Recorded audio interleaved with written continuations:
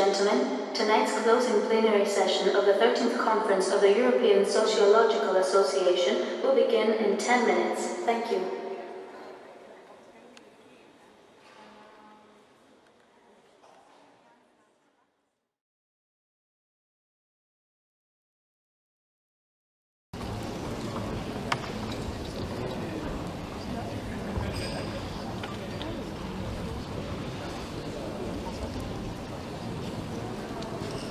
Good evening.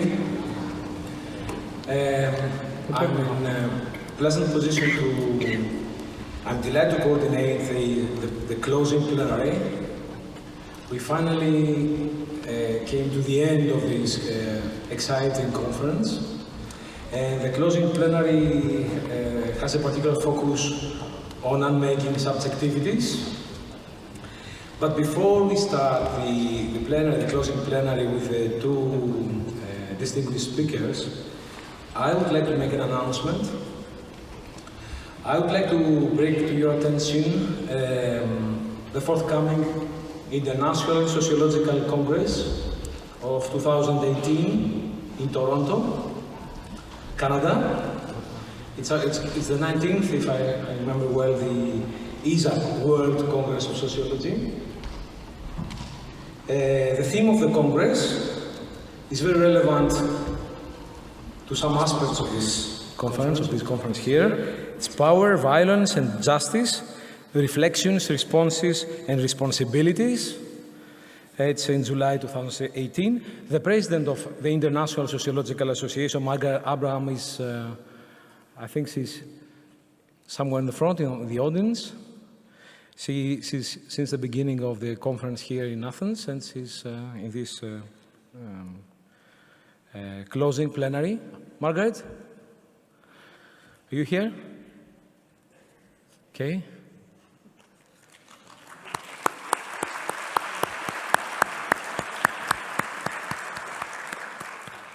Okay. I think that's to encourage colleagues to participate in the International Sociological Association conference too. Okay. This closing plenary has two speakers, both of whom are well-known intellectuals in their specific scientific domains. Both of them have contributed to current discussions and dialogues on human subjectivities from different points of view. We are happy to have them here tonight.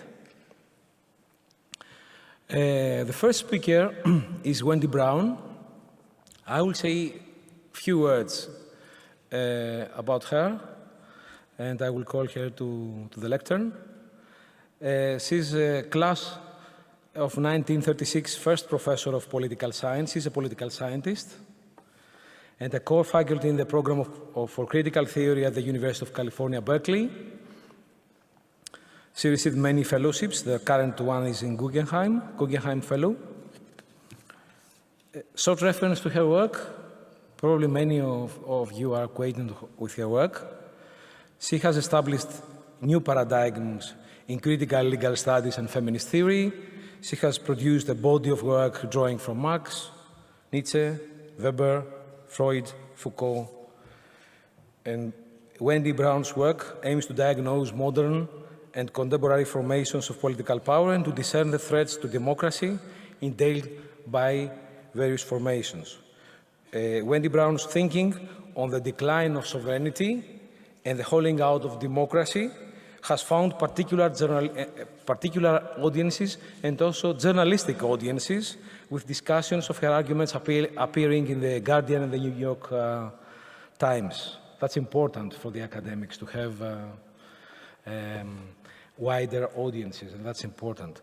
So sometimes titles of her books are States of Injury, Power and Freedom in Late Modernity, Edgework, Critical Essays on Knowledge and Politics, Regulating Aversion, Tolerance in the Age of Identity and Empire, World States, Waning Sovereignty, and the recent one, Undoing the Demos, Neoliberalism's Stealth Revolution. 3 of her books have been translated into Greek, And Wendy Brown's work has been translated in more than 20 languages, and she has received many awards.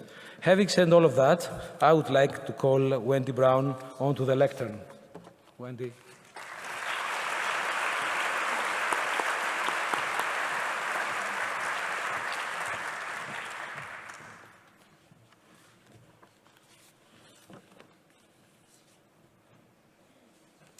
Thank you. It's a great pleasure to be here in this beautiful space in Athens, in Greece, and among thoughtful sociologists.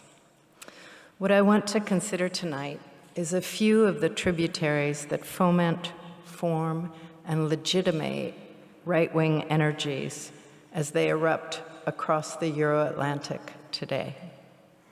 The terms commonly bandied about to describe this eruption, populism, authoritarianism, neo-fascism, strike me as inadequately capturing the strange brew of bellicosity, disinhibition, and anti-democratic freedom and statism taking shape. These terms, populism, authoritarianism, neo-fascism, eclipse the specific elements of neoliberal reason, a radically extended reach of the private, a normalization of inequality and exclusion that is organizing these angry, white, right political passions.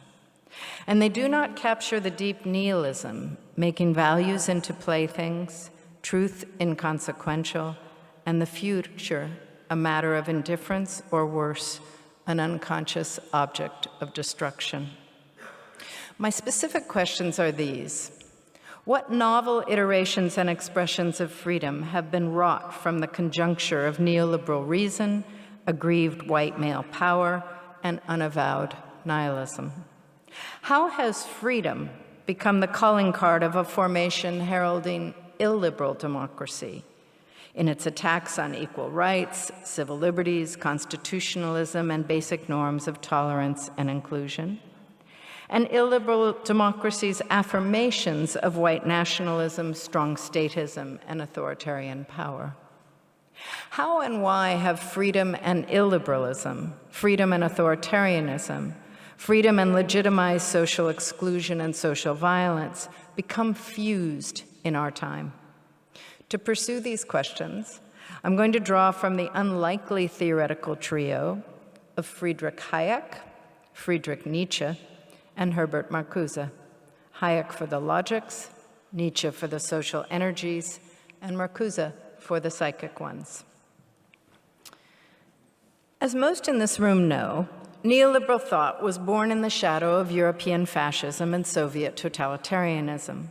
Whatever their significant epistemological and ontological differences, the ordoliberal, Freiburg, and Chicago school thinkers shared the conviction that these dark formations, fascism and totalitarianism, were on a continuum with the pervasive social planning and state-managed political economies of their time.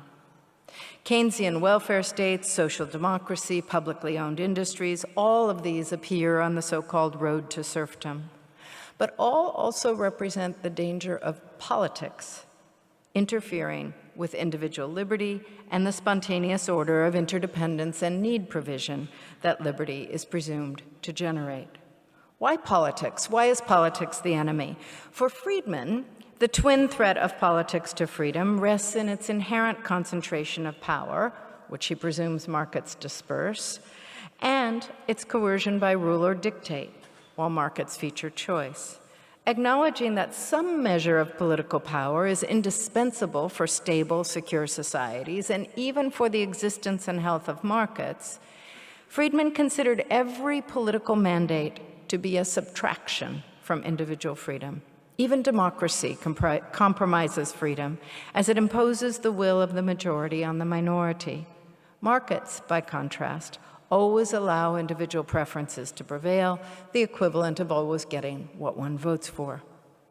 Hayek, too, regarded political life as compromising individual liberty and the spontaneous order and progress that it generates when it's disciplined, hence responsibilized by competition. For Hayek, liberty is the absence of intentional human coercion. Nothing more, nothing less. Hayek rejects every other meaning of liberty. He's especially hostile to those that flirt with capacity or the power to act, the idea of freedom too. He's also hostile to the idea of freedom equated with popular sovereignty. More than wrong, these meanings of freedom are dangerous in Hayek's view, insofar as they lead to an enlarged sense of entitlement and thus to state control in the form of resource distribution and social planning. Put strongly, freedom pursued or practiced apart from its liberal market sense, this includes all left emancipation projects, inevitably inverts into freedom's opposite. It's both oppressive and socially devitalizing. Now, the root principle here is familiar from Adam Smith, but Hayek has significantly both modified and expanded its purview.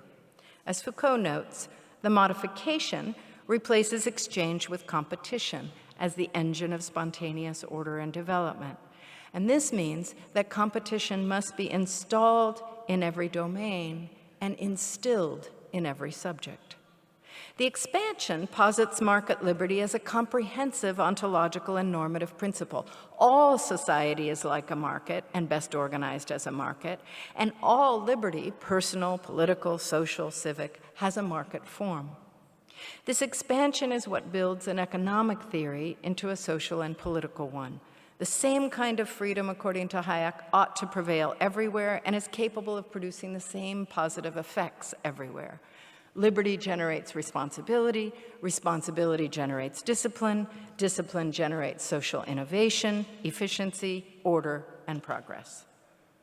A theory, then, and eventually a form of ubiquitously governing reason that's both ontological and normative, an account of who we are and how our arrangements and institutions ought to be organized. The normative dimension animates the neoliberal constructivist project to extend market principles everywhere and make them the governing principles of state and society. But how does this normative project take hold? How are market principles expanded? And conversely, how is the reach and power of politics pulled back, leashed, confined, contained, reduced? The familiar answer is that this happens by privatizing public goods and responsibilizing subjects. This is the explicit mission of Thatcherism and Reaganism in the 80s and 90s, and all neoliberal governance since, including, of course, all austerity mandates. But privatization works at only one end of the problem that neoliberals aim to solve. Eliminating blockades to freedom by eliminating government ownership, responsibilizing subjects and families, by dismantling public provisions. Less attended to, but more important for our purposes, is Hayek's concern with expanding the reach and claim of what Hayek himself calls the personal protected sphere. Here, individual self-care is not the driving aim.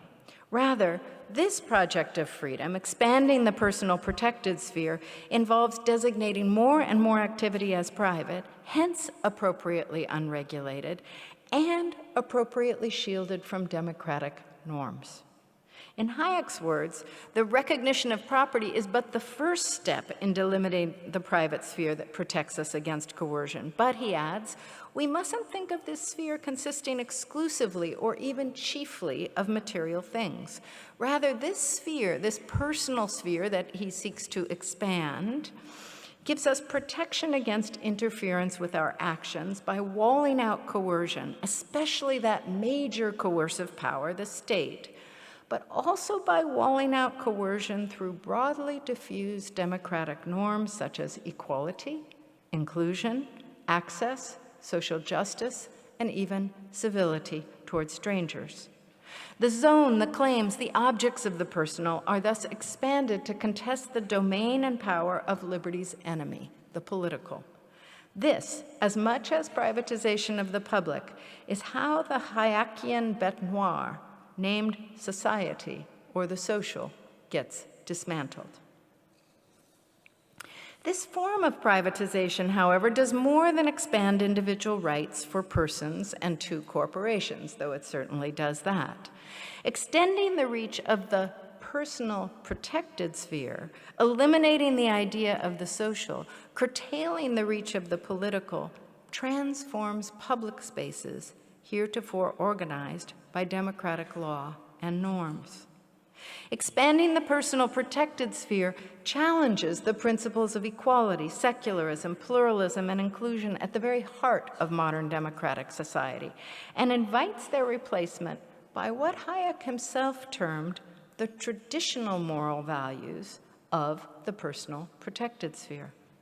Consider in this regard, for example, in the United States, the campaign to replace public funding of education with voucher systems, allowing families to choose schools for their children that comport closely with their values and reject schools that do not. Consider court rulings permitting business owners to impose religious convictions on their employees by withholding health insurance coverage for certain forms of contraception, or impose religious convictions on their customers by refusing service to those they regard as violating divine law. Or consider the increasingly open identification of Western nations with Christianity in centrist as well as right-wing political discourse, and the compromise of a secular, open public sphere that this identification entails. More broadly, expanding the private, reducing the social, curtailing the political in the name of freedom makes possible a new imago and a new ethos of the nation itself. An imago and an ethos that rejects a public, pluralistic, secular, democratic national order for an owned, homogeneous, familial one. The former features commitments to modest openness, diversity, rule of law, pluralism. The latter is exclusionary, walled, homogeneous, unified, hierarchical, and authoritarian. In other words, neoliberal economic privatization subverts democracy by generating inequality, private ownership of the commons, plutocracy, and a profoundly dimmed democratic imaginary. But this second vector of privatization, this expansion of the personal sphere, subverts democracy with anti-democratic moral values rather than anti-democratic capital values. It wages familial, traditionalistic, or tribalistic rather than market warfare on democratic principles and institutions. It generates exclusion, patriarchalism, tradition, nepotism, and Christianity as legitimate challenges to inclusion, autonomy, equal rights, limits on conflict of interest, and secularism. Moreover, while both kinds of privatization occur under the rubric of expanding freedom, the second is especially important in generating the political formation of an authoritarian freedom today, and this for two reasons. First, the content of the personal protected sphere that it seeks to expand is, as I've suggested, hierarchy, homogeneity, authority, exclusion. This is the nature of the home. Second, as this sphere grows, eventually enveloping the nation itself, securing and protecting it requires robust statism in the form of law, policing, and defense. And here it's important to avoid being blinded by the language of rights. Rights attached to individuals are the flying wedge with which democratic commitments to equality, civility, and inclusion are being cleared by neoliberal reason. But the force behind these rights, staging incursions against the public, the political, and the democratic, are values and claims of the market on the one hand, and heteropatriarchal Christian familialism on the other hand. In each case, rights are being strategically redeployed from their intended attachment to abstract individuals to something else: corporations and property, capital, wealth, but also whiteness, maleness, families, churches. It's also the combination of economic and familial privatization of the public that makes legible the growing right-wing attack on social justice as tyrannical or even fascist. Hayek himself famously decried the term social justice as what he called incoherent but also dangerous. He decried the practice as, quoting him, animated by a dangerous superstition, destructive of the indispensable environment in which traditional moral values can flourish namely personal freedom. And the alt-right in the United States today attacks what they have termed social justice warriors with the same venom once used against communist subversives as enemies of our way of life. Why the hyperbole? The charge is not just that these social justice projects serve egalitarian rather than libertarian ends, a cardinal sin in any neoliberal playbook.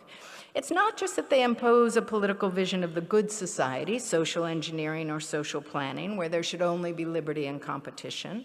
It's not just that they're political interventions, regulatory or redistributive, where achievement and reward should be organized solely by markets.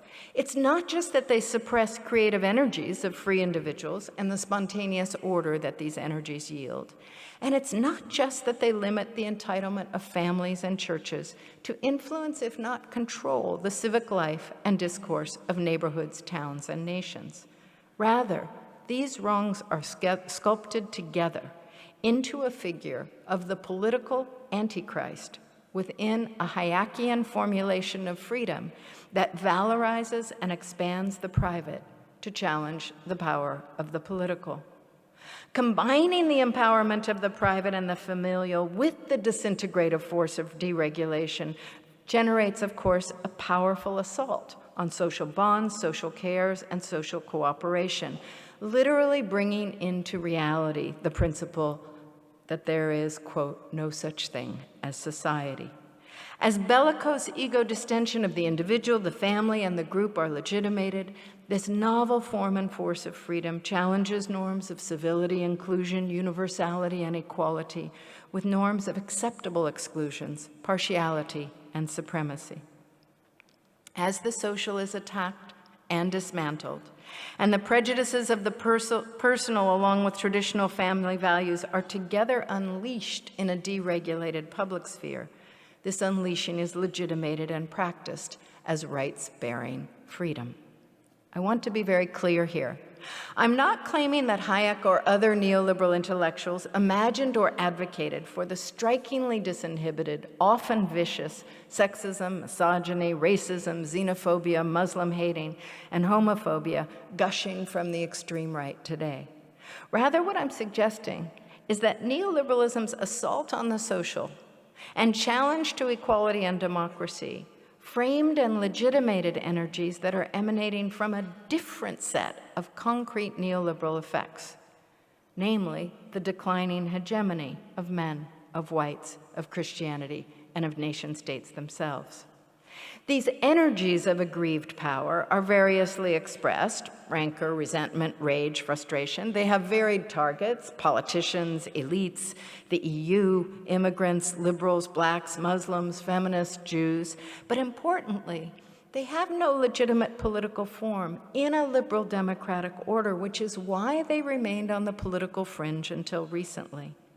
Neoliberalism's assault on egalitarianism, social provision, social justice, politics, and democracy, and its extension of the values and voices of the personal protected sphere is what I'm suggesting has given them that legitimate form.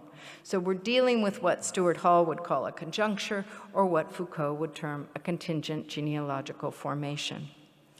In this conjuncture, conservative social values and the supremacies they secured become newly energized as a program of rejecting the tyrannical political program of the left in the name of freedom.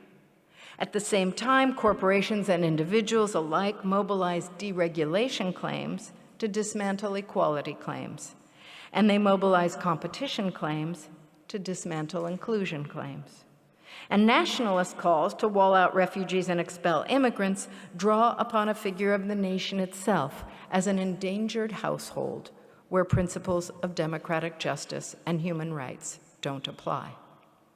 Now we can readily comprehend one of the more perplexing features of the current landscape, namely how the right can be both the party of freedom and nationalism, freedom and protectionism, personal liberty and traditional social values. When the twin model of privatization we've been considering extends to the nation itself, the nation ceases to be figured as a democracy, and it's striking that Trump and Le Pen and Farage and Wilders and others very rarely utter the word democracy. Rather, the nation comes to be alternately rendered as a competitive business needing to make better deals, or as an inadequately secured home flooded by ill-willed or non-belonging outsiders. And a lot of right-wing nationalism oscillates between the two or combines them. Consider Trump's continuous braying about America's history of bad international deals on everything from trade to NATO to climate accords. But consider also his depiction of the United States as savaged by its unsecured borders and the need to wall in the homeland. Marine Le Pen, too, conjoined the two languages of privatization, economic and familial, to depict France. Quote, "We are the owners of our country," she declared at rallies, "and we must have the keys to open the House of France, to open it halfway, or to close the door." "It is our house," her crowds chanted back. When the nation itself is privatized and familialized in this way, principles of equality, universality, and openness are jettisoned. The nation becomes legitimately illiberal toward aversive insiders and invading outsiders. And statism, policing, and authoritarianism ramify, since walling and securitization of every kind are authorized by the need to secure this vast expanse of the private and deregulated freedom. As society is dismantled, nothing remains but market freedoms and state powers of securitization. Et voila, 21st century authoritarianism in freedom's name. But to this point, I've been considering a logic of governing reason, including its rollout in law and policy, but by itself, this logic doesn't generate the populist and nationalist movements hell-bent on whitening nations, walling out immigrants and refugees, vilifying feminists, queers, liberals, leftists, intellectuals, and even mainstream journalists. It doesn't by itself generate rancorous rage, disinhibition, and other antisocial passions. The important force in making these, of course, is not neoliberal reason, but neoliberal policy effects, especially those devastating the viability of white, middle, and working class existence in rural and suburban regions. Inchoately, until right-wing nationalist party platforms made it coate, many dethroned working and middle-class whites in Europe and North America sensed a connection between the decline of nation-state sovereignty, their own declining well-being, and declining white male supremacy. And of course, they're right. Undone by offshored union factory jobs, dismantled welfare states, disappearing affordable housing, and unprecedented global movements of labor and capital, the age of the secure white male provider and the age of nation-state sovereignty are largely finished. This condition cannot be reversed, but it can be politically instrumentalized. Here, the hyperbolic figure of the immigrant is especially potent. The terrorist fuses with the job stealer, the criminal, the refugee, and conversely, false promises of restored economic potency mix with false promises of restored racial, gender supremacy. Yet it's a mistake to see white working and middle-class men as uniquely injured by neoliberal policy or neglected by neoliberal politicians. This common reproach in both the Brexit campaign and the Hillary Clinton campaign by mainstream liberal pundits, that it focused too much on identity politics and gave short shrift to the white working class, this misses the extent to which the displacement suffered by whites is not mainly economic, and why, therefore, right-wing politicians can get away with doing nothing concrete for their constituencies as long as they verbally anoint their wounded whiteness with anti-immigrant, anti-black, and anti-globalization rhetoric. Whether targeting multiculturalists, political elites, liberal academics, refugees, feminists, or black activists, right-wing rage today is fueled by the dethroned entitlement of whites, especially white men across class. Rage against political correctness, social justice, social democracy, and even formal inclusion and equality is animated by the resentments of aggrieved power and entitlement. By themselves, neither neoliberal expansions of the private nor neoliberal devastations of economic and political security generate the ferocious energies of racist nationalism and the freedom cry through which it is released into the political libidosphere. The master philosopher of aggrieved power, of course, is Nietzsche. There is, to begin with, his account of how suffering, especially the suffering of humiliation, when routed through ressentiment, becomes moralizing condemnation of the object it holds responsible. In his formulation of what he called slave morality, Nietzsche focused mainly on the pious self-valorization of the weak and their moralizing denunciation of the powerful. But Nietzsche recognized that slave morality was also practiced by what he called bombastic haters, anti-Semites, racists. He diagnosed the swagger and the slugging of such types as part of what he called the reactive feelings, grudges, and rancor. Mobbism, bullying, bellicosity. Nietzsche castigated these grievous, resentful energies as opposite to the self-overcoming, proud, world-making energies of the powerful and the creative he sought to affirm. Now, certainly ressentiment is a vital energy of the right today. Rancor, grudges, barely concealed victimization, other affects of reaction are the affective heartbeat of internet trolling, tweets, speeches. They're a striking feature of the US president's own demeanor and discourse. But Nietzsche's most important contribution to theorizing the current conjuncture, I think, is his treatment of nihilism. Often mischaracterized as a nihilist because he reckoned with the contingent nature of values and truth, Nietzsche is more properly understood as a philosopher of the age of nihilism, the age that unfolds after science and reason topple God and shatter the foundations of every moral and ethical truth. Importantly, for Nietzsche, this age does not entail the elimination of values. Rather, it heralds a world in which, as Nietzsche put it, the highest values devaluate themselves as they become unmoored from their foundations. Western Judeo-Christian values, including those securing liberal democracy, lose their depth as they lose their fundaments. So they don't vanish. They become fungible, trivial, easily traded, augmented, instrumentalized, superficial. These effects, of course, further degrade the value of values, inevitably deepening the nihilism of cultures and their subjects. In addition to values, both truth and reason lose their moorings in a nihilistic age. Truth, still hoisted, ceases to require evidence or even reasoning. Convictions are increasingly detached from faith and immune to argumentation. They barely conceal their emanation from impulse or outrage. Exemplified by the British tabloids whipping up Brexit support, nihilism's most notorious expression today is probably Trump's manifest indifference to truth, consistency, and even political or moral convictions. That most Trump supporters and right-wing media share this indifference simply underscores the nihilistic character of the age.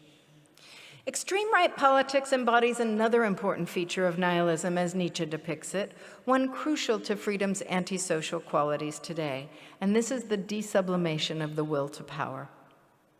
Both Freud and Nietzsche understand values and the world built to comport with them as sublimations of what Freud called the instincts or drives and what Nietzsche termed the will to power.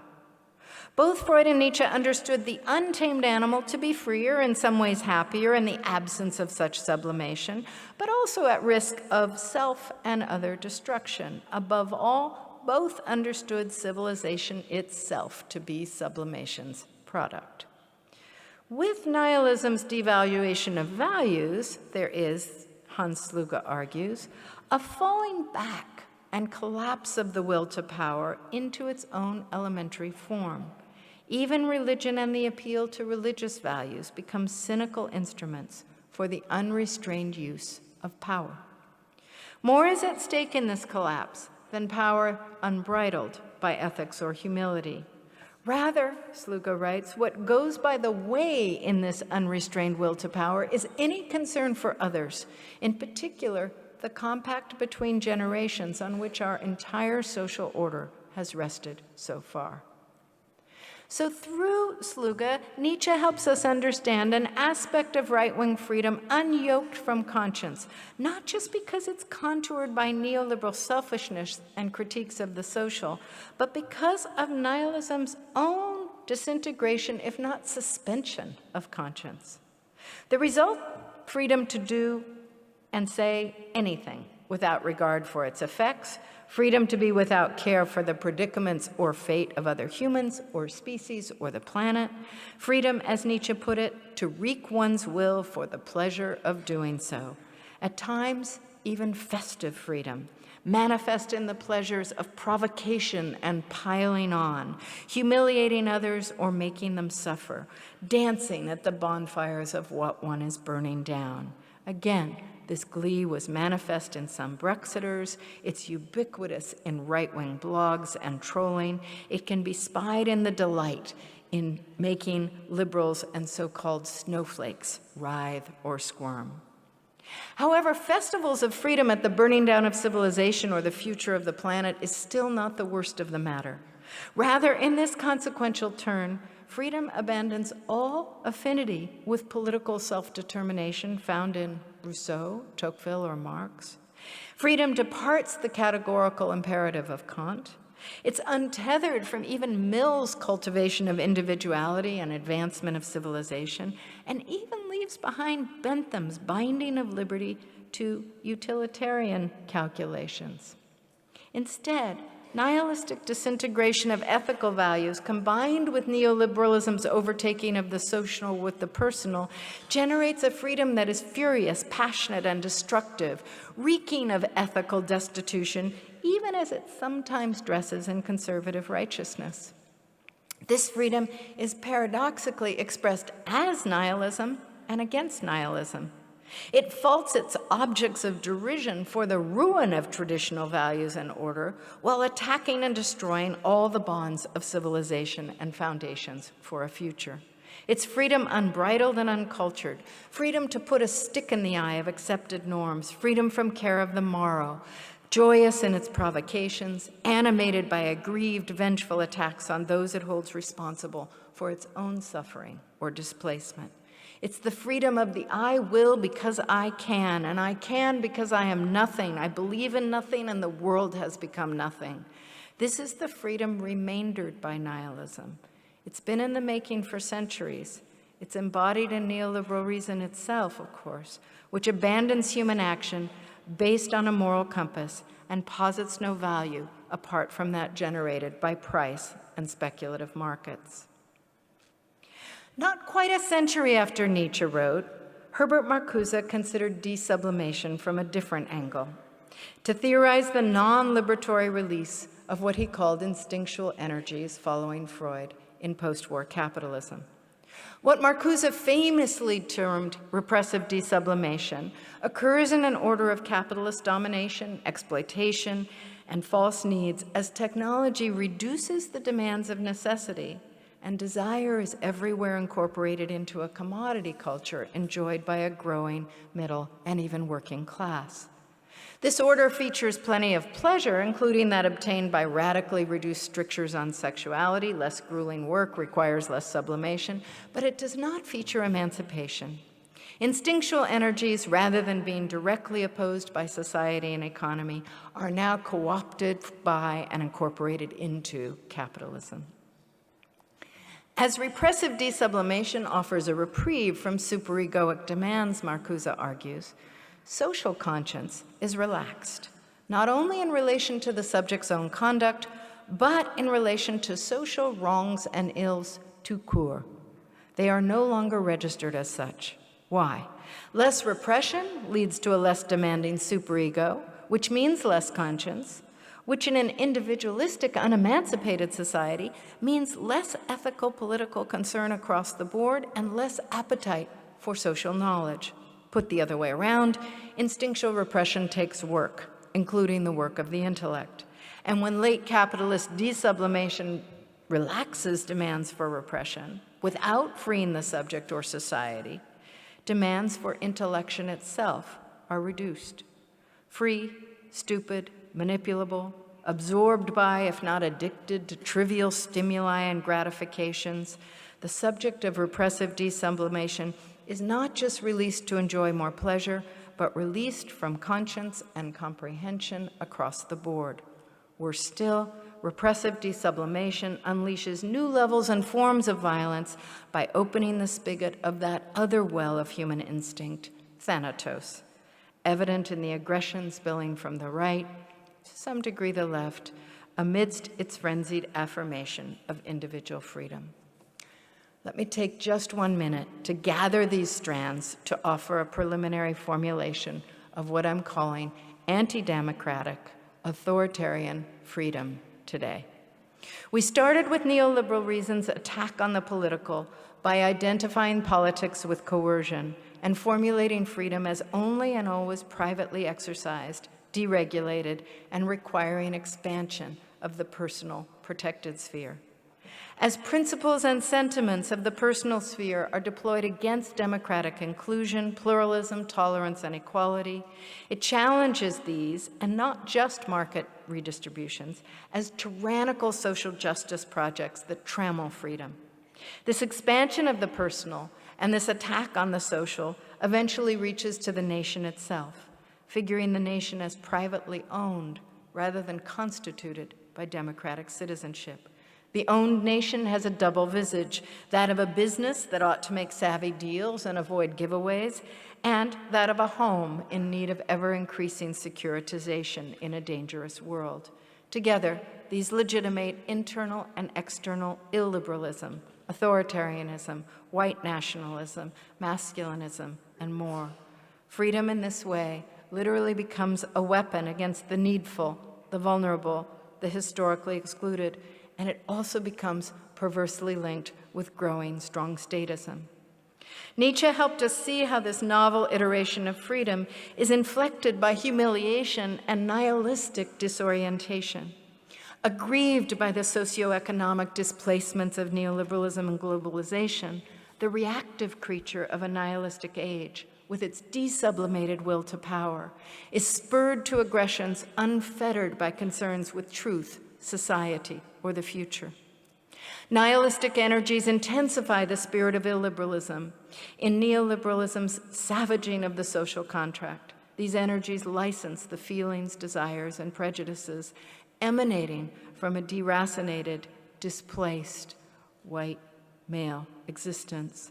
Make America great again, France for the French, these barely bother to code themselves as more than that masculinist white supremacist last gasp or last grasp. But value slinging in a nihilistic age is not held to rigorous theological or philosophic standards. Marcuse's account of repressive desublimation added another angle. Unlike the conservative authority-oriented subject, oriented by conscience and closely identified with the rectitude of church and state, the new reactionary subject of repressive desublimation is generally indifferent to ethics or justice, malleable, manipulable, depleted of autonomy, moral self-restraint, and social comprehension. This subject is pleasure-mongering, aggressive, and again, perversely attached to the destruction and domination of its own milieu. Behold the aggrieved, reactive creature, fashioned by neoliberal reason and dethronement, embracing freedom without the social contract, authority without legitimacy, and vengeance without values. Far from the calculating, entrepreneurial, disciplined being imagined by Hayek and his kin, this creature is angry, uneducated, and aggressive, spurred by humiliation and thirst for revenge. The intensity of this energy is tremendous on its own, but it's also easily exploited by plutocrats, right-wing politicians, and tabloid media moguls whipping it up and keeping it stupid. It doesn't need to be gratified by policy that would produce its concrete betterment because it seeks mainly psychic anointment of its wounds. For the same reason, it can't be easily pacified. It's fueled by its rancor and its unavowed nihilistic despair. It can't be easily appealed to by reason because it doesn't want to know. It's unmotivated by consistency or depth in its values or by confidence in truth because it's steeped in nihilism's devaluation of both values and truth. Its conscience is weak while its own sense of victimization and persecution runs high. Can't be wooed by a viable alternative future because in that future it sees no place for itself. Its lost supremacy is unrestored even unmourned. The freedom it champions has gained credence as the needs, urges, and values of the private have become legitimate forms of public life and public expression.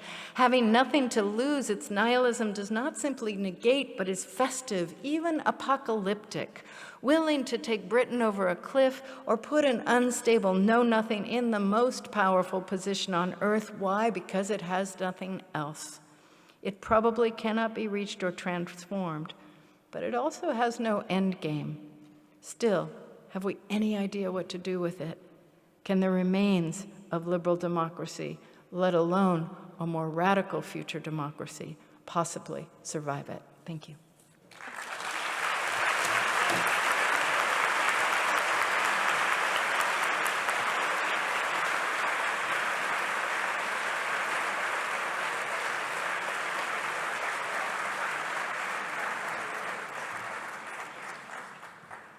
I would like to thank Wendy Brown for her inspiring and thought-provoking speech.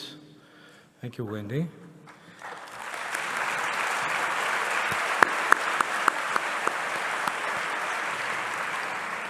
So our second speaker tonight is Hartmut Rosa.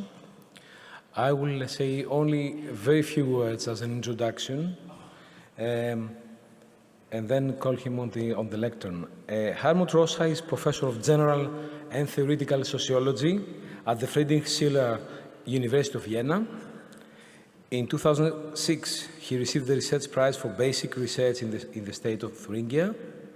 Since October 2013, Hartmut Rosa has been director of the Max Weber Colleague for Cultural and Social Science Studies at the University of Erfurt. Hartmut Rosa has been the spokesman for the DFG, a funded research group Landing Acceleration Activation, at the University of Jena, and in 2016 he received the Tractatus Prize, if I spell it rightly. A very short overview of his work. Sociological and modern theoretical studies are the basis of his conceptualization of social acceleration. The technical or economically induced acceleration is reflected in the rapid development of technology in the 19th and 20th centuries. The history of modernity is at the same time the history of acceleration. Because of the time gained through technical progress, there is a shortage of time and no time gain. The formation of mobilization resources is another theme in his work.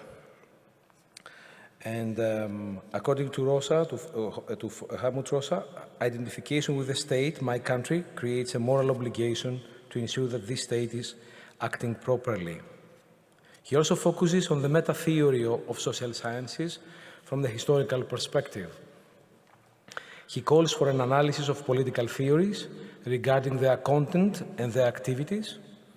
This means the investigation of tradition and discussion, as well as normative or ideological implications, in which he sees the central concern of a critical conceptual history. Hartmut Rosa is looking for new connections between contemporary social theory and time-critical analysis and a normative critical social philosophy based on the combination of political, identity, and modern theoretical considerations. Some of his monographs: Identity and Cultural Practice, Political Philosophy according to Charles Taylor; Acceleration, the Change of the Temporal Structures in Modernity; Sociology, Capitalism, Criticism, a Debate; World Relations in the Age of Acceleration; and the recent one, Resonance, a Sociology of the World. Having said that, I will call Hartmut Rosa onto the lectern. Hartmut.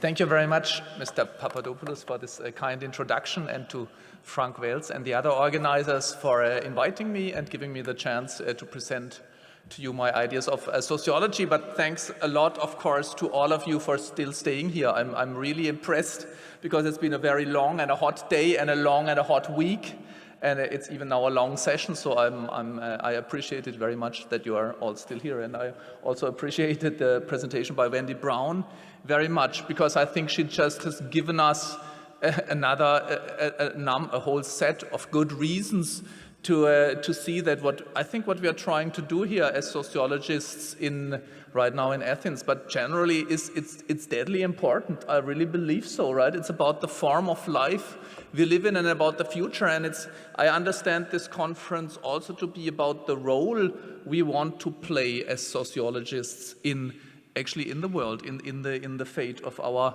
form of life. So I want to use the 30 minutes I've been given to somehow point out the picture to you I have of what sociology could be and what we should aspire to do really. And actually I like to play around, to fuss around with the PowerPoint, so let's see whether this works. Not yet, maybe I have to turn it on. Oh yeah, no, it's on. Oh, something happened. Okay. So let me see. So this does not work. Maybe this does work. This doesn't work. Oh, it's. Can I help you? Yeah. Oh, now it's working. It's working. It's working. Okay, wonderful. Thank you. So you see, I used this for a long time, right? It's this. This is my image. It's the Motorhead cover from Orgasmatron, right? It's a rock album, and for me, I use it as a symbol for the dynamic power of what I still think we should call modernity. Modernization is about setting the world in motion, dynamizing it, accelerating it, producing material growth and so on. And it's a kind of an engine, it's a system, it's a systemic structure, but it's also connected to desire, even to lust. That's the Motorhead album is called Orgasmatron, right? But I think there is a different aspiration or inspiration in modernity, which I try to capture with a notion of resonance in my latest book, and I will point out or try to demonstrate what I understand or what I mean by this a bit later on right now. So as I said, I think we have already used this conference also as a kind of frame, an institution where we think about what kind of sociology we want to do and what sociology can aspire to do. And since I'm a social theorist, and actually I have a weakness, I fall for grand theory, right? But I still think, and I think you've just given us good reasons, that as sociologists we should still strive to somehow get the big picture, right? Probably we will never get it, but at least we should try to do it, right? So I still believe that we need at least to try to give a comprehensive account of what society is, right? Kind of in contrast to the famous Margaret Thatcher dictum, there is no such thing as society, there are only individuals and families. I'm deeply convinced that there is something like society as a social formation, a kind of totality. I mean, we know that it's very difficult to talk about totality in this sense, but it's a kind of form of life which is governed by a social logic, which is a kind of formational logic, right? So I believe that the idea, or that we should strive as sociologists to understand, to analyze the social formation we live in as in total. Of course, the we is also a problem here, but since I only have 30 minutes, I'll leave it aside for a second and move to the second requirement, I believe. This is very important. I think if we want to understand, to analyze the social formation we live in, I still like to call it modernity. And I actually believe it's very important if we give up concepts like society and modernity, and if we claim that there are only social arrangements of forms of socialization and so on, then we really lose the chance to understand, to analyze, and to diagnose, to criticize the life form as in total, like something like capitalist society. But in order to understand to analyze the social formation or society, I believe it's deadly important to see that we need a dual perspective. It's a perspective, right? I call the structural perspective, or what I like most is a term you can get by Charles Taylor or Alan Ryan, or in the philosophy of the social sciences. We need a third-person perspective on society, and that means we need an analysis of society, of the social framework we live in, which resembles the way we analyze planets, or in the natural sciences. We look at it from the outside, like what Marx did in the Capital, right? Looking at the institutional and structural logic of society. So that's the third person perspective. It's a perspective on society. But I believe that we cannot just leave it at that. We need to complement it through a first-person perspective or account of society. And I think this is why the ESA conference here has the subjectivities in its title and the topics, right? We need a first-person perspective, a first-person account of the desires and the fears and the anxieties that is kind of filling the institutional framework with the vitality and the energy. You cannot understand a form of life, a social formation, if you do not understand the self-interpretations of social actors, the desires and the fears that are driving them. And now the point is, of course, does not mean going back to the old dichotomies between structure and action, or culture and structure, and so on.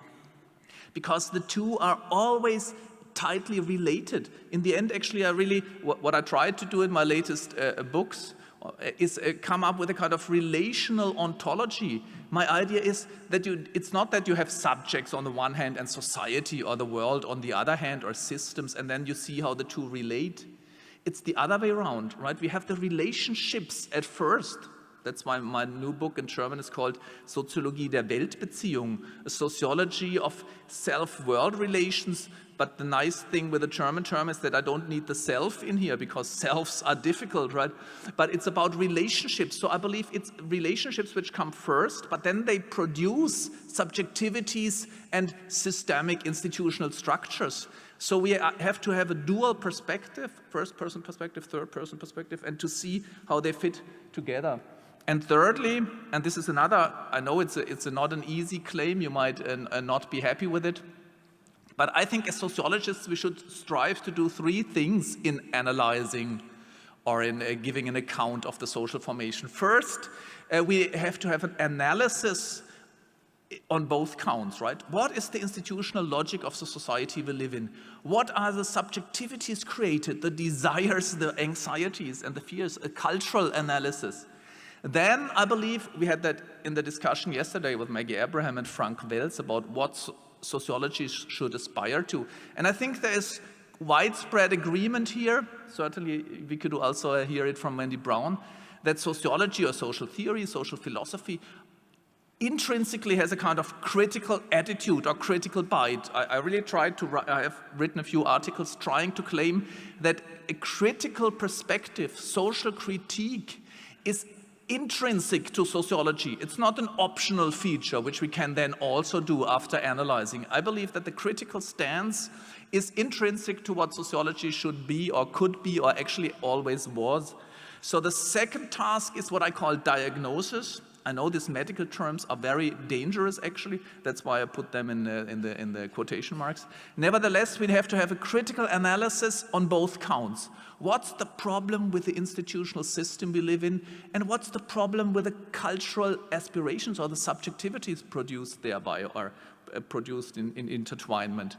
But thirdly, and this of course is also controversial, but I liked a lot of discussions here, as I said, Maggie Abraham yesterday also made the point that people out there in society in the end might get tired of listening to us sociologists always criticizing society.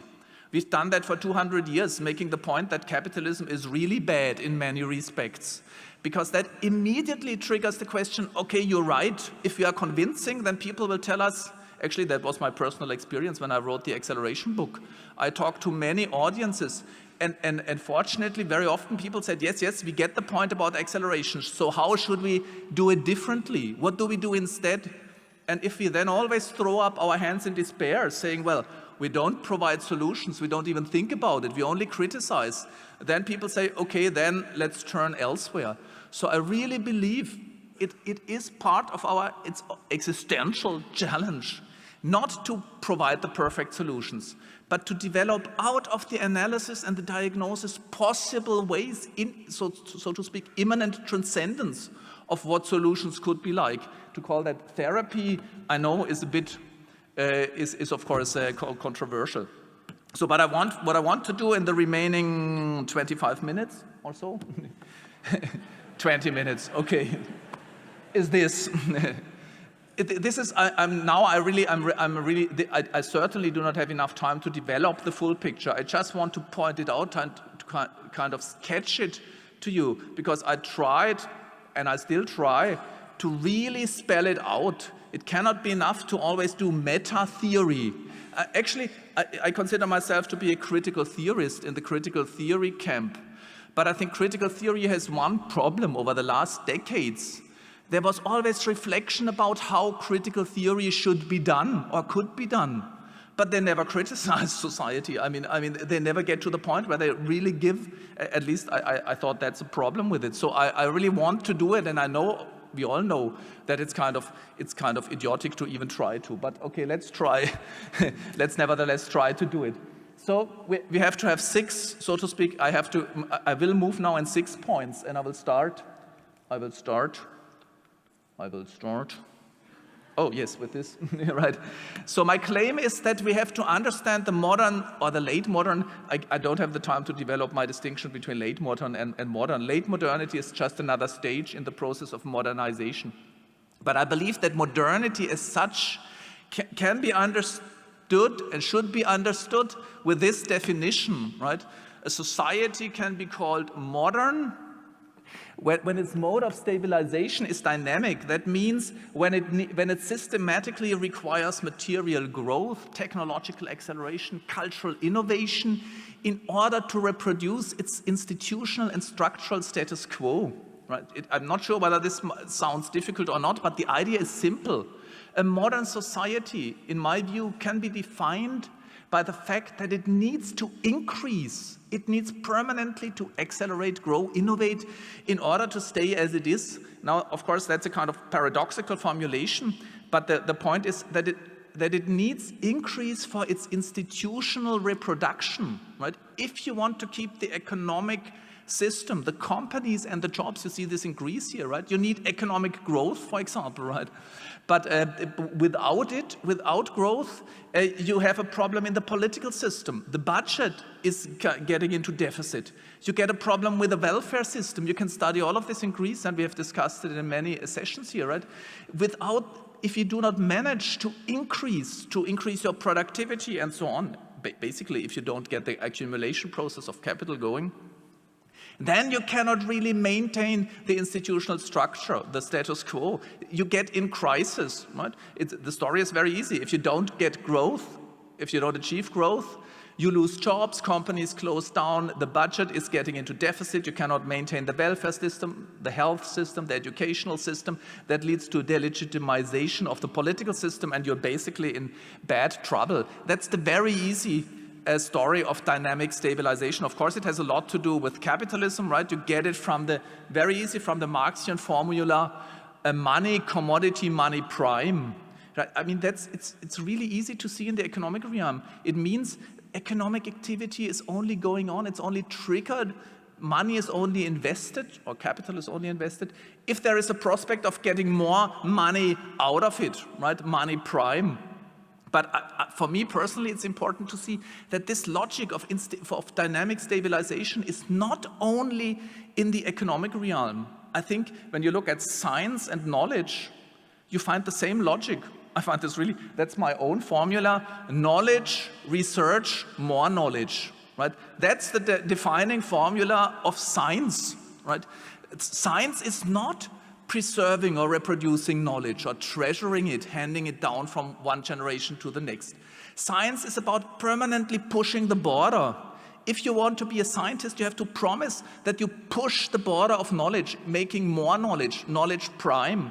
And you find the same, actually you find the same logic in the political system. If you want to be, it's not that you're a king once and forever. You have to be re-elected every 4 years. That's dynamic stabilization. And how do you get re-elected? Through political competition. And that competition is won through making promises of increase. Vote for me and you will have more jobs. Vote for me and I will promise you will have higher incomes. Vote for me and you will have more kindergarten places or hospital beds or whatever it is. It's the logic of increase that even stabilizes and reproduces the political structure. So this is feature number one. A modern society institutionally, third-person perspective, is defined through the permanent need for increase in order to keep the form you have, the institutional status quo. Now, what is very important is that that acceleration, growth, and innovation cannot be produced by the structures or by the institutions. It needs the subjects which come up with innovations. It needs subjects who speed up. It's all of us who have to speed up next year. If you think that you are very pressed for time this year, or you're short on time and you think I can't take any more, well, the bad news is next year you have to run faster. This is really, that's the logic of dynamic stabilization. So the question is, why do we do it? And we in the sense of all of us. And now, I mean, so my claim here really is why we have to turn to subjectivities. It's the subjects who have to innovate, accelerate, and produce growth. So why do we do it? Why do they do it? And I think there are two answers to this. One very obviously is fear. It's the logic of competition, of losing out. If you do not work on self-optimization, right? If you don't run faster next year, you lose out in economic and social competition. But nevertheless, I'm deeply convinced that this cannot explain the strength, the stamina, so to speak, of modernity. A system like the modern social formation, the capitalist modern formation, cannot live alone on anxiety and fear. It needs to have, like Boltanski and Capello have made that point very forcefully too, right? It has to give, to come at least with a certain promise, with a kind of inspirational energy. So what is this inspirational energy? And I call this the AAA conception of the good life. I like triple A's, right? So that's because it's nice to play with the words. So my idea here is that subjects in a modern subject, so to speak, you can almost define it in that sense, right, is also driven by the desire to increase the horizon of what is available, of what is attainable and accessible. And actually, you can do the self-test, whether it's true for you, right? My claim is that, of course, we do not have most of us don't have an elaborate description of what a good life is, right? Actually, it's very interesting. If you ask people what is a good life for you, you get answers which are not very satisfactory. But I think you can really show by empirical social analysis that the decisions we make in our life, in everyday practices and in the big areas of life, they very often, almost invariably, follow the logic of increasing the horizon of the available, the attainable, and the accessible. That's the AAA approach. What do I mean by it? Well, it's easy. Think about why is money attractive for us? Now you can say, who is us? I don't like money, maybe you don't. But most subjects in modern societies, for different reasons, are attracted, for example, to money. And why is money interesting? We can learn this from Simmel and from others. Because money is really the tool with which you make the world, you can appropriate the world, right? I would really claim that your bank account gives you a very clear figure, a very clear definition of how far your horizon of the available and the attainable and the accessible is. If you're very rich or you win in the lottery, then Tokyo and Rio and New York get into the horizon of the accessible. You can go shopping there over the weekend. And if you're really rich, you can cruise on a yacht wherever you want to, right? Or you can go skiing in the Antarctic or at the North Pole or somewhere else. So you bring the world within your reach through money in all spheres of life almost, right?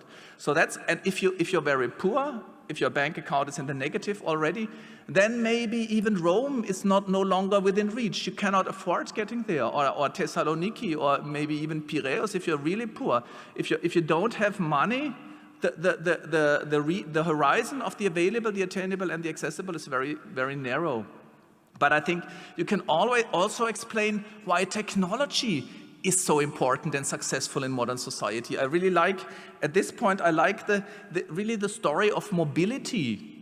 I don't know whether you still remember when you got your first bike, but maybe you remember when your kids get their first bike and learn how to cycle.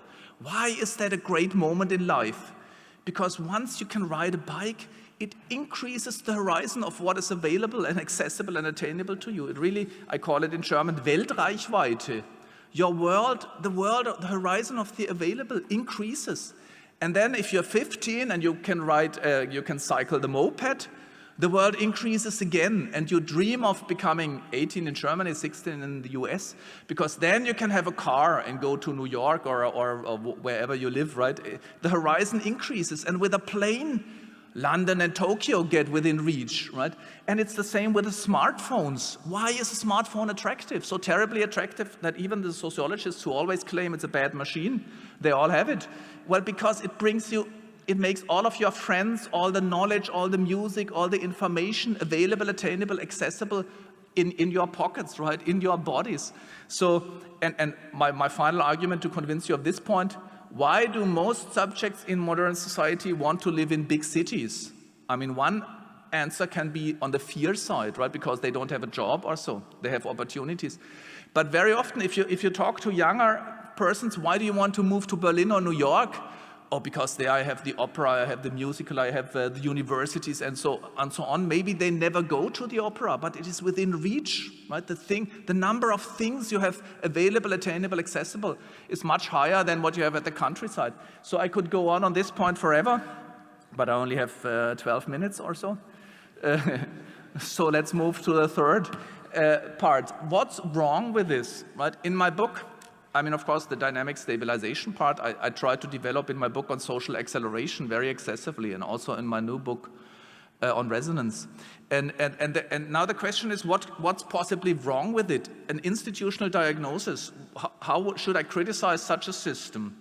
There, my answer is that actually the logic of dynamization creates a very uneven world, because not everything is speedable or dynamizable. It can be dynamized to the same extent.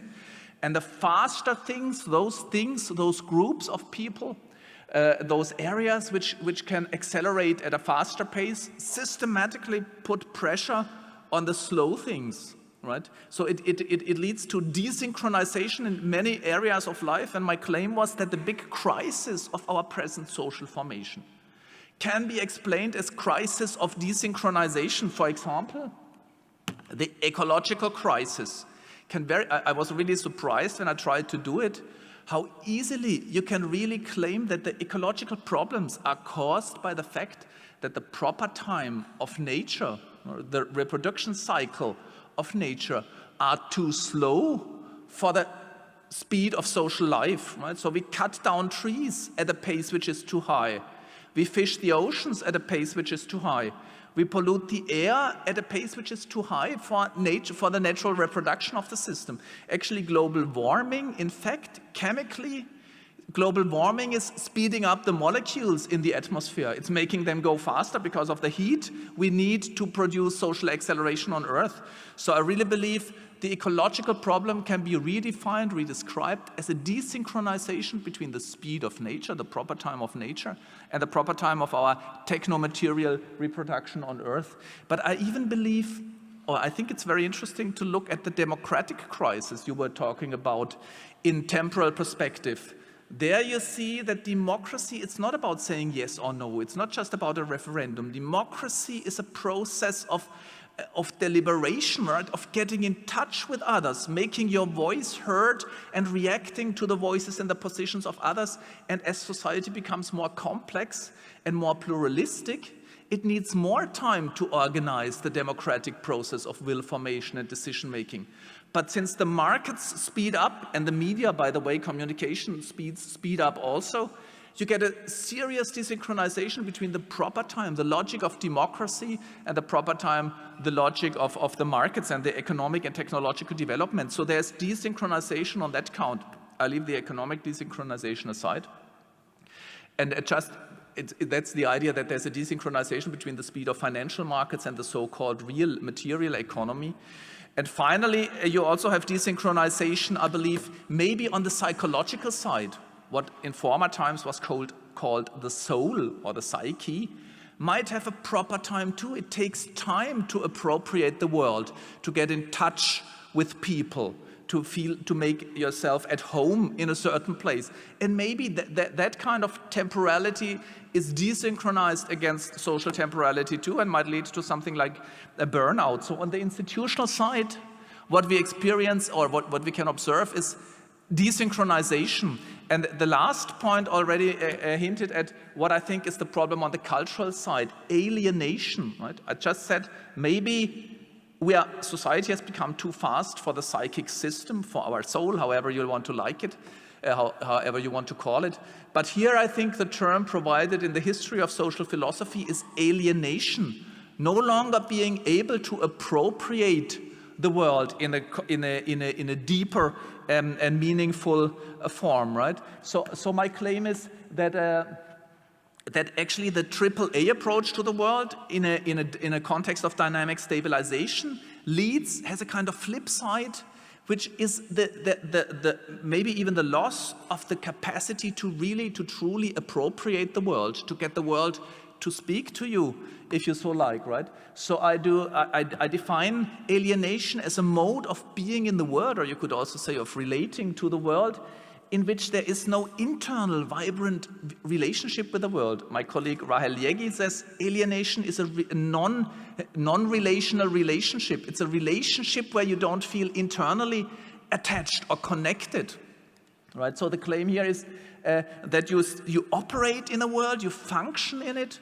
but you lose the capacity to appropriate it, to get it speak to you, to feel attached to it. I will point out in a second more how I think the problem with the term alienation in sociology is that we could not say what a non-alienated world looks like. And that's where my conception of resonance kicks in, and I have 6 more minutes for that.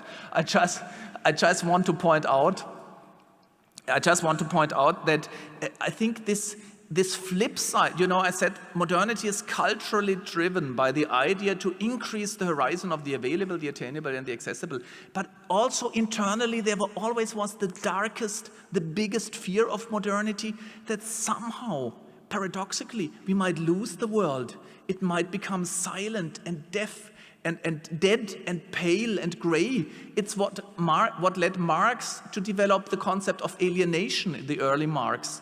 What gets Weber to speak of disenchantment? The world stops to sing. Right? That's the literal meaning of disenchantment.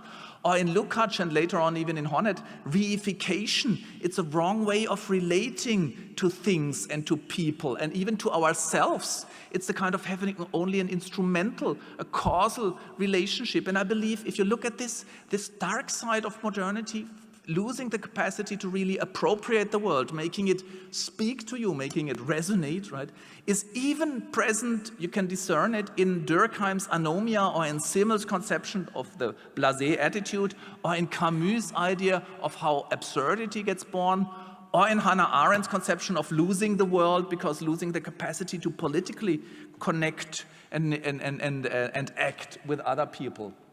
So finally, what are the solutions? I said, I really believe we have to at least develop out of analysis and diagnosis the idea of where could we go from here. And I believe if dynamic stabilization is the problem leading to desynchronization, we need a different form of stabilization. And that certainly cannot be static stabilization. Just to stay as we are is not a good idea. It's totally impossible in the social world, maybe in the world at all. So I call the alternative mode, which we should try to get to, adaptive stabilization, right? A form of stabilizing society which is capable of innovation, acceleration, and growth when there is the need for a change in the status quo, what we call development or so on. But it's a form of stabilization which doesn't permanently need to increase just to stay as it is.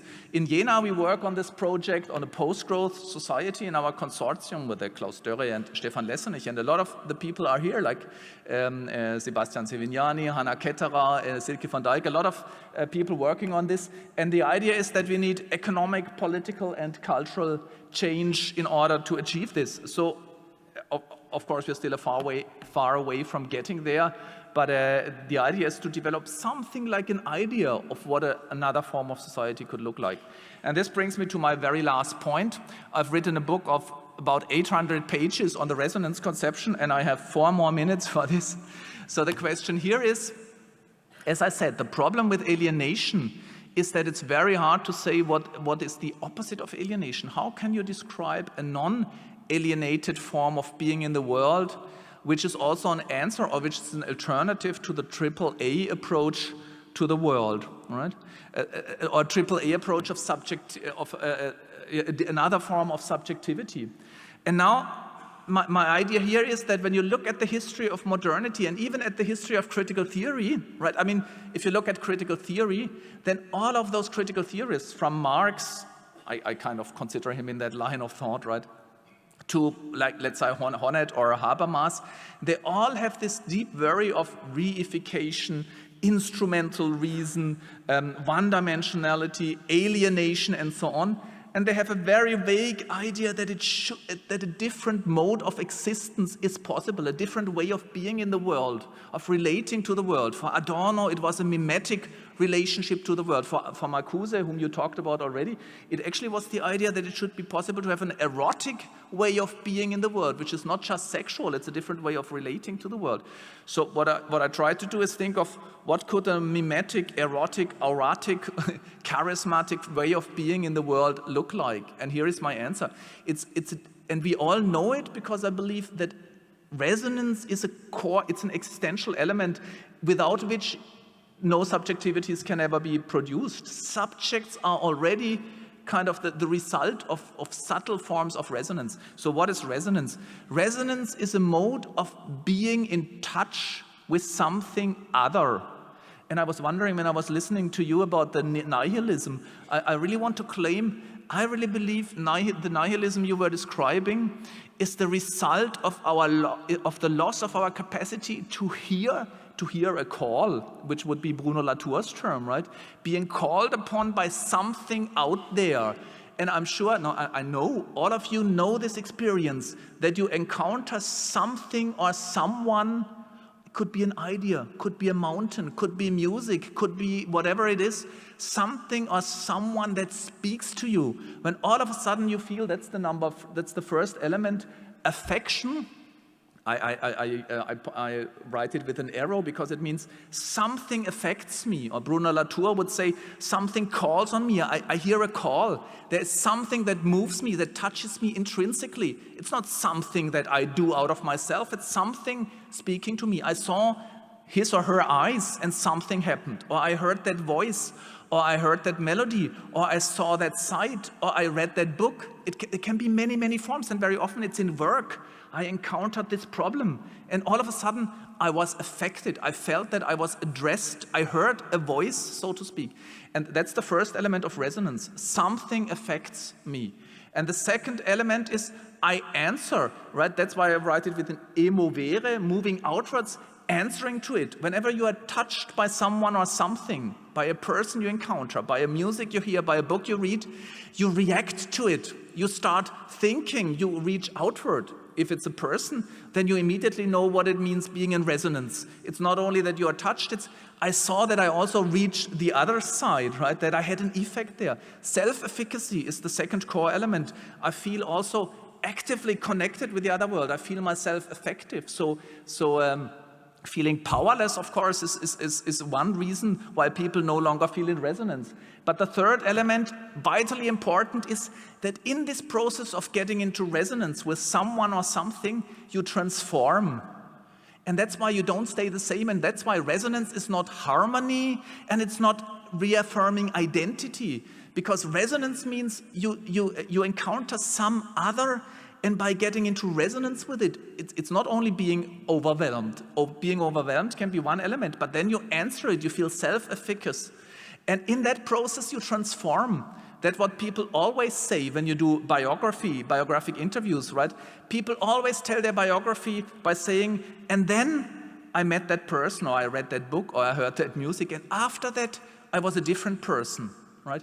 there was this element of resonance. It can happen with a theory, right? You encounter a theory, and after that your worldview and even your subjectivity is somehow transformed. So the third element of resonance is transformation. You transform, and also on the other side, actually, there is transformation on the world side, but that gets us into epistemological problems I don't want to get into right now. Just the last element. I believe this is very important, because that's, I think, where my critique of modernity, or the capitalist modernity, really points to. Resonance always has a moment of, I call it in German, Unverfügbarkeit. In English, we could call it elusiveness. You can never make sure, there is no institutional or instrumental guarantee that resonance will happen. Right? You buy the most expensive tickets for a concert of your favorite singer, and you go there and nothing happens. Right? You try to convince yourself that it was a deep experience, but very likely, or at least possibly, nothing really happened. So you cannot make sure that resonance occurs. Right? And what is even worse, or what's even better in my view, is that you cannot tell the result of what happens with you and the other side if you get in resonance with someone or something. Right?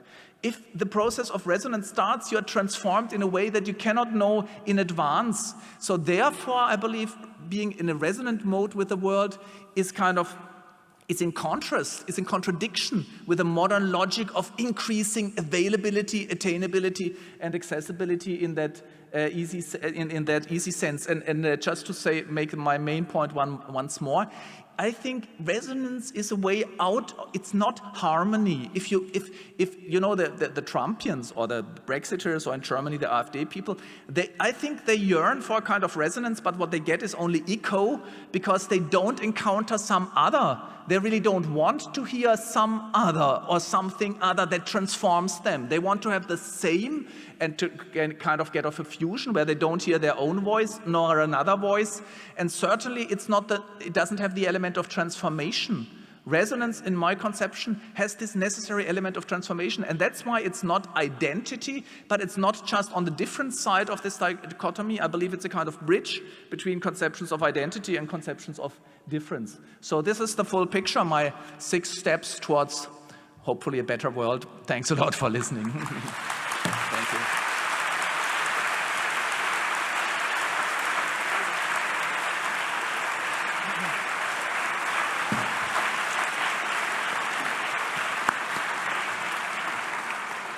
I would like to thank Hartmut Rosa for his critical reflections on late modernity, and for creating a lot of allowing us to look at the critical angle, very different critical angles of late modernity. I hate that we have to finish very, very soon. We can only take only 1 or 2 short comments, because we are in 5 minutes. We have to close the session and leave this conference room. If there are any 1 or 2 questions, very short, we can take them. Are there? Cannot see very well.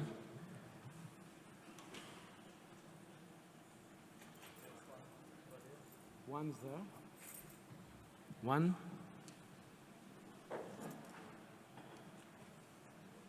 Somebody with the... okay.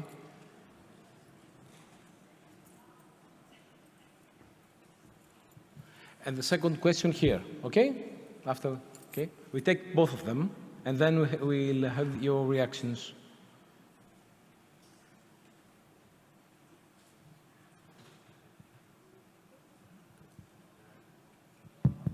Hi. I have a question for Professor Brown.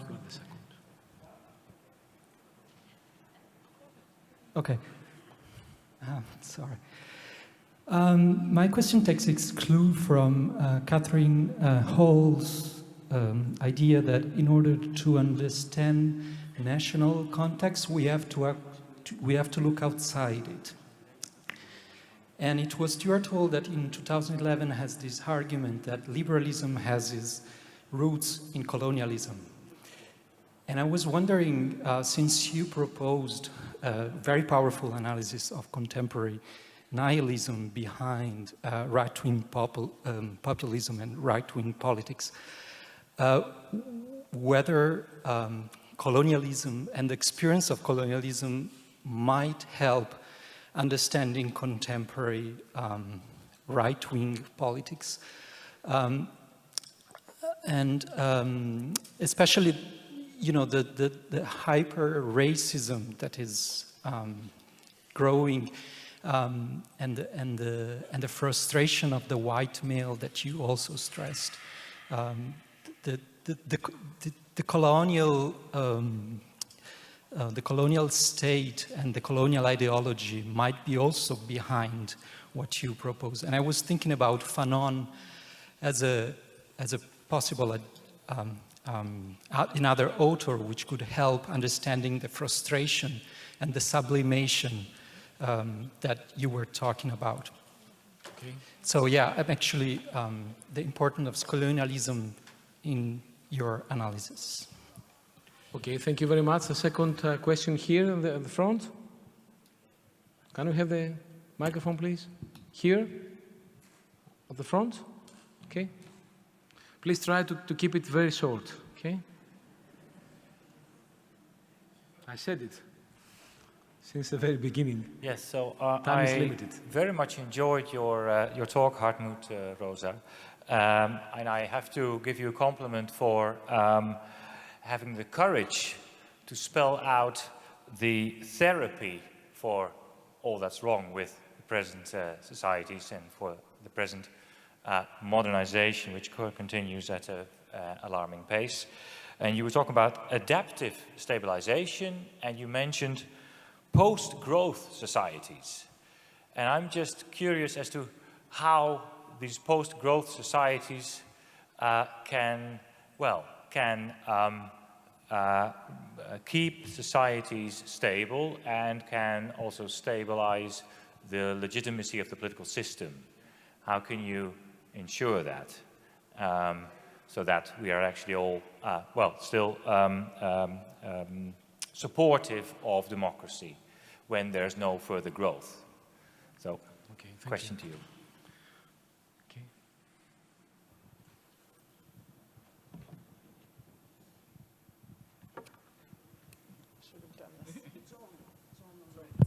Okay, thank you.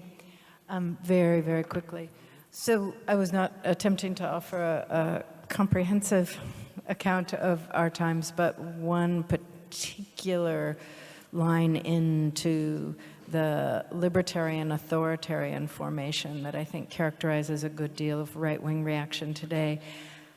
There is no question that colonialism contributes to this in several ways. Briefly, part of the upheavals in the world producing crises of movements, unwanted movements by millions and millions of people that are adding to pressures in the metropole. Part of that is the aftermath of colonialism. Certainly the nativism that is at stake in a lot of this right-wing reaction is drawing on a colonialist, and in the case of my country, a kind of hyper-colonialist disavowal of the fact that the whites are not the natives. And certainly there is also an antipathy toward concern with the rest of the world at a highly globalized moment. The America First mantra, the France for the French mantra, all of the right-wing parties, Brexit, Germany, etc., are rejecting obligations, conscience, orientation toward global cooperation, global conscience, global caring, international human rights, and so forth. So all of those things are at stake. The last thing I'll say is that not iterating that wasn't just a matter of trying to stay within 30 minutes and failing. It was also that I am trying to get at the particular conjuncture of neoliberalism and globalization in producing a particular formation of reaction. You're reminding me that I can't strip it back to neoliberalism, that I actually have to acknowledge a series of other things at work in producing libertarian, authoritarian, nationalist reactions. So I take the point. Yeah, thanks for the question. It's very important, obviously, and I must say that of all my 6 boxes, I find this the hardest, right? What is the structure, the institutional structure of a post-growth society? I mean, one thing I'm pretty sure about, or I'm firm about, is that post-growth for me does not mean it never grows or accelerates. It just means it doesn't have to keep the structure, right? And it also seems obvious to me, or to us also in Jena, that under the current form of capitalist economies, it's kind of impossible to achieve that, right? Even if I believe, or we believe now in Jena, that capitalism can probably survive without growth, but then it still has all the pressures for increase in acceleration and innovation, for example, and increase in productivity on the other side. So we need a kind of economic revolution or reform, which I would call kind of economic democracy, right? And but we also need a kind of reform of the current welfare state system. And there I'm a strong believer in an unconditional basic income, because I really believe that would take the anxiety out of the kind of the social fabric in a certain way. But the complete institutional picture I don't yet have, because we are kind of working in a corporate project there. But what I'm also, my last point on this is, what I tried to do so far is really to say that if you want to call it capitalism or the growth logic, is not just out there in the structures. It is in the structures, but it's also inside us, right? Capitalism is not just out there, the bad capitalists or the bad capital and the good subjects. It's also in our subjectivities. So that's why I want to say, if we want to overcome it, we need a kind of a reorientation also in the cultural realm, in the very nature of our fabric of our subjectivities. And that's where I believe, I hope I made a step with the resonance theory, right? So that's at least, that's the stage we are in right now. Thank you. Thank you, both of our distinguished guests, for the presentations and for the answer the questions. A big applause for the people.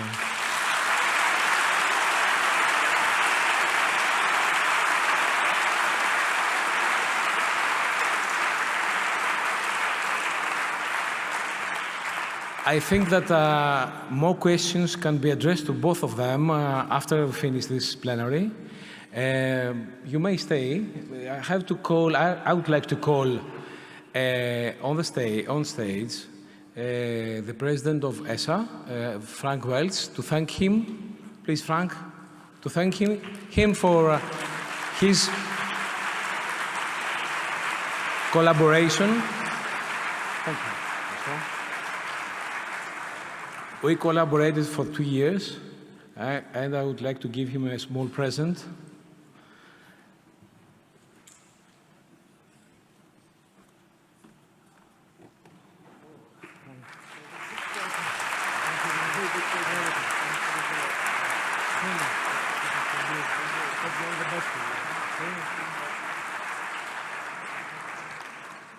Christian Fuchs is here.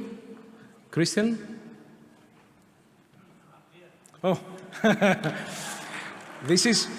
we'd like to thank you very much for the collaboration. He is the chair of the conference, of the ESA conference, of the theme.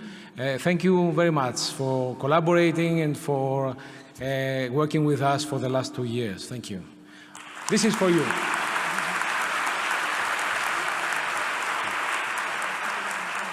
Let's keep it.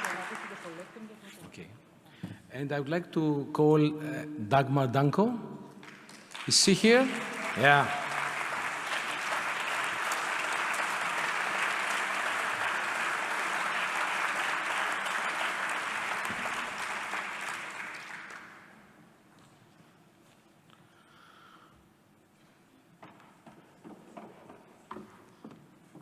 Thank you very much. I have another for Christian, okay? Thank you very much.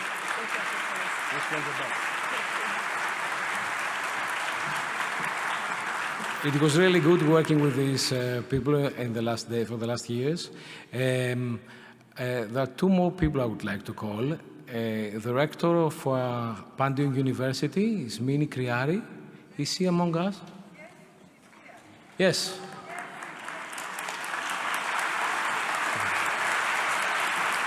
Thank you very much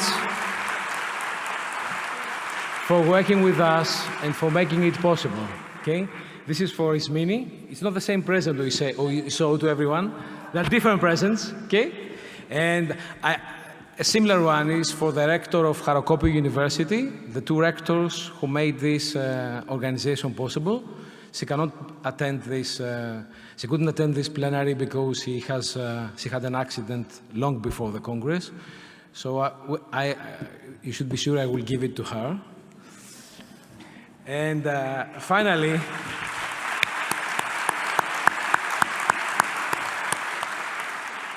I will call on stage some of the people that work very hard in the last months, especially in the last weeks, very hard in the last days. This is all.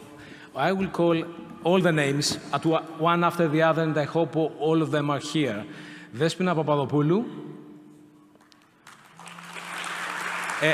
Christina Karakiouliafi, Christina.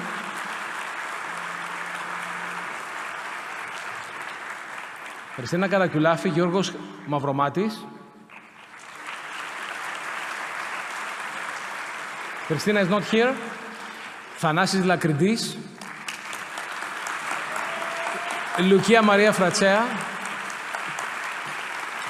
And Αλέκα Θεοφίλη.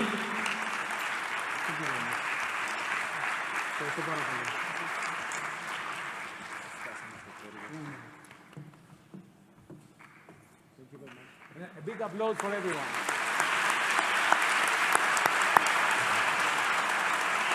And over 250 volunteers.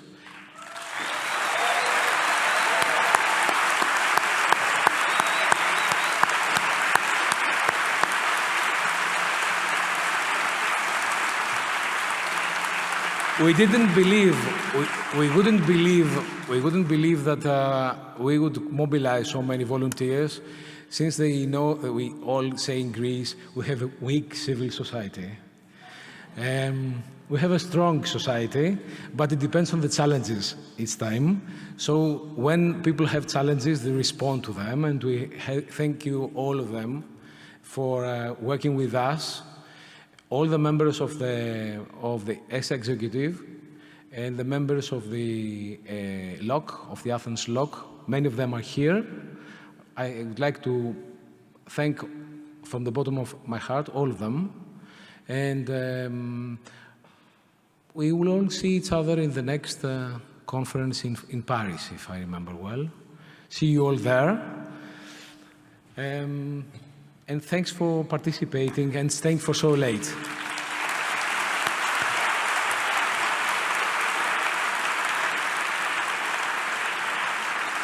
You all know that there is a farewell party upstairs. Should allow for half an hour or something to prepare everything, and the people who are going there, I'm sure they will have a good time. Greece is not only a place of thinking and of problems, it's also a place where people have also fun without forgetting their problems and without forgetting that they have to contribute all the time. Thank you all for being here.